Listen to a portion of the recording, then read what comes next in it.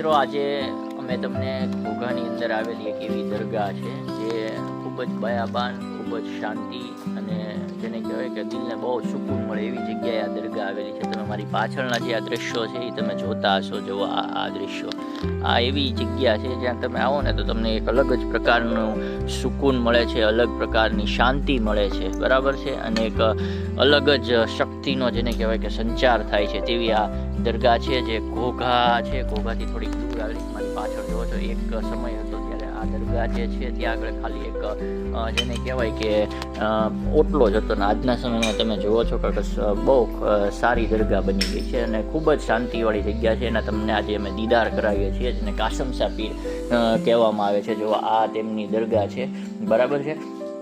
અને અહીંયા આગળ એટલી સુકૂનવાળી આ જગ્યા છે જે તમે જુઓ છો કે સામે જે છે એ આખો દરિયાનો પટ આવેલો છે, બરાબર છે. અને આ ફરતે આખું જેને કહેવાય કે લીલું છમ, બરાબર છે. જ્યાં દૂર દૂર સુધી તમે જોશો તો તમને એકલી હરિયાળી જ બતાશે, બરાબર છે.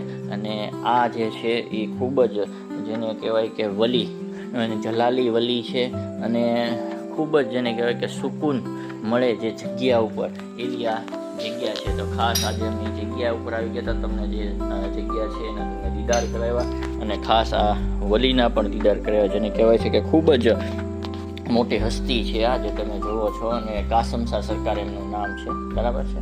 અને અહીંયા લોકો છે એ ભાગ્યે તે જેમને જેનો હુકમ થતો હોય એ લોકો જ આવતા હોય છે, કેમ કે ખૂબ જ અંદર છે અને ખૂબ જ સુકૂનવાળી જગ્યા છે. જો ક્યારેક જવાનો સમય મળે તો તમે પણ જજો અને જેને કહેવાય કે દીદાર છે, સલામ છે, દુઆ છે એ કરજો. અને હિન્દુ મુસ્લિમ સમાજની એકતાનું પણ પ્રતીક છે. જેટલા મુસ્લિમ સમાજના લોકો માને છે એટલા જ હિન્દુ સમાજના લોકો પણ અહીંયા આવે છે.